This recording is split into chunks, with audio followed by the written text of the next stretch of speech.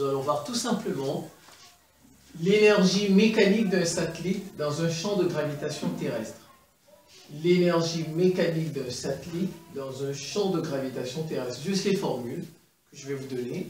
Et bien certainement dans une autre vidéo, on va prendre un petit exercice et on va appliquer. Alors vous savez très bien que l'énergie mécanique, c'est l'énergie cinétique. On va dire c'est la somme de l'énergie cinétique et de l'énergie potentielle. De pesanteur, cette fois-ci parce qu'on est dans un champ de gravitation, le champ de gravitation terrestre. Ici c'est la pesanteur. Donc en fait c'est la somme de l'énergie cinétique et de l'énergie potentielle de pesanteur. Alors donc, il suffit de chercher chacune des énergies, l'énergie cinétique, l'énergie potentielle, et ensuite on fait la somme pour avoir l'énergie mécanique. Alors l'énergie cinétique c'est 1 demi de mv carré. On dit le demi-produit de la masse par le carré de la vitesse. Or, le carré de la vitesse, c'est g mt sur r. Le g ici, c'est la constante gravitationnelle. Mt, c'est la masse de la Terre. Parce qu'en fait, on est dans un référentiel terrestre. Ici, le mouvement du satellite, il est étudié, on va dire ça comme ça, par rapport à la Terre. Donc le référentiel, en fait, c'est le référentiel géocentrique. Si vous voulez, le référentiel terrestre. Et non, géocentrique, dit-on. Ah ben voilà. Donc c'est...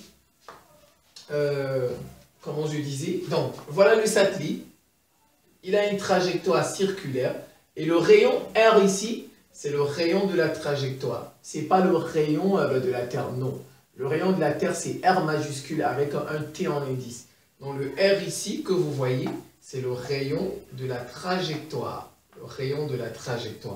donc V carré égale GMT sur R, constante gravitationnelle, masse de la Terre, rayon de la trajectoire. Si je remplace V par sa valeur, ça va me donner 1 demi de M GMT sur R. Vous voyez? J'ai juste remplacé V par sa valeur. C'est tout. Ça me donne ça. Bon, ça c'est l'énergie cinétique. On passe à l'énergie mécanique. Alors l'énergie mécanique EP, voilà, c'est quoi en fait? C'est moins GM MT sur R plus une constante. L'énergie potentielle, autant pour moi, ça c'est potentiel.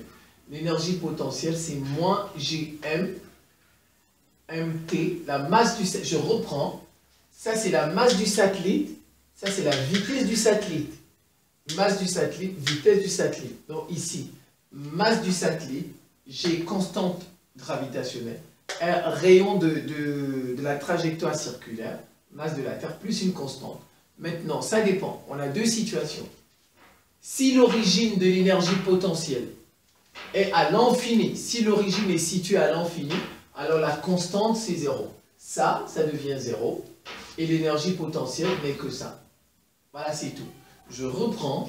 Si l'origine de l'énergie potentielle est située à l'infini, alors la constante là que nous avons ici, elle est nulle.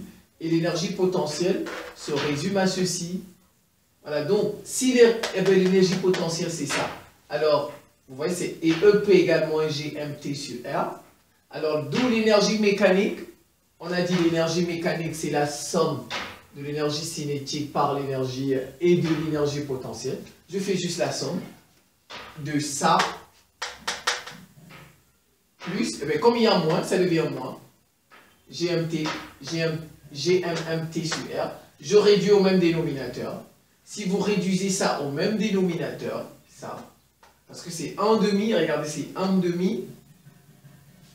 Quand on réduit ça au même dénominateur, c'est ce que j'ai fait ici, MGMT moins 2MMMT sur 2R. Alors ça, c'est la même chose, mais c'est deux fois.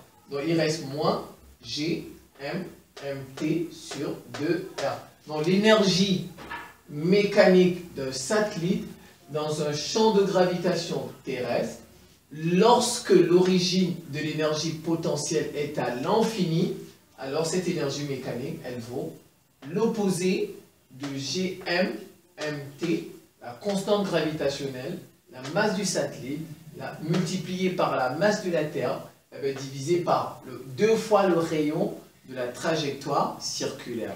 Maintenant, si l'origine de l'énergie potentielle est à la surface, elle est située à la surface de la Terre, alors l'énergie potentielle, ça, est nulle. L'énergie potentielle est nulle. Ça veut dire quoi? En fait, ça veut dire que tout ça égale 0. Voilà, quand on dit l'énergie potentielle est nulle, ça veut dire que tout ça, c'est nul. Tout ça, c'est égal à 0. Donc, ça donne quoi? Si je mets égal à 0, regardez, je mets égal à 0, je résous l'équation. Lui, il va de l'autre côté, ça devient moins la constante. Donc, ça fait que GMMT sur R est égal à la constante. Voilà, cette partie est égale à la constante. Donc, je reprends. Si l'origine de l'énergie potentielle est à la surface de la Terre, alors l'énergie potentielle, elle est nulle. Elle est nulle. Et maintenant, vous prenez ça, on a dit ça égale 0, ça veut dire que tout ça c'est 0. Je mets 0, n'est-ce pas? Et je résous l'équation. Si je résous l'équation, ça devient égal à ça. C'est ça, GMMT sur R égale à la constante. D'où, maintenant je vais remplacer l'énergie. Je l'ai d'ailleurs mis ici, regardez.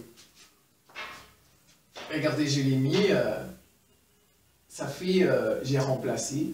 L'énergie potentielle devient cette fois-ci moins GMMT sur R puisque c'est devenu une constante. GMMT sur le rayon de la Terre, ça c'est le rayon, ça c'est le rayon de la trajectoire, n'est-ce pas? Et ça c'est le rayon de la Terre, R majuscule. Vous voyez, c'est R majuscule. Alors donc je vais faire des remplacements. L'énergie mécanique, c'est 1/2 de mgmt sur R, ça c'est l'énergie cinétique, moins, puisque c'est plus, dans la formule, c'est plus l'énergie potentielle. Or, l'énergie potentielle, c'est tout ça. Regardez, l'énergie potentielle, c'est tout ça. C'est tout ça. Donc, c'est ce que je mets ici, moins gmmt, divisé par R, plus gmmt divisé par R, R majuscule, le rayon ici de la Terre, le rayon de la trajectoire circulaire, le rayon de la Terre. Si vous emmenez ça, si je réduis tout ça au même dénominateur, l'énergie mécanique devient, puisque regardez ça déjà, ça, il m'a donné ça. Quand j'ai réduit ça au même dénominateur en passant par là, il m'a donné ça, ça devient moins GMMT sur 2R plus GMMT sur le rayon de la Terre. Vous voyez, vous revoyez ça tranquillement, vous faites pause, vous revenez, vous relisez ça vous-même, c'est juste des formules, c'est pas du tout compliqué. Je vous remercie pour votre attention et à très bientôt.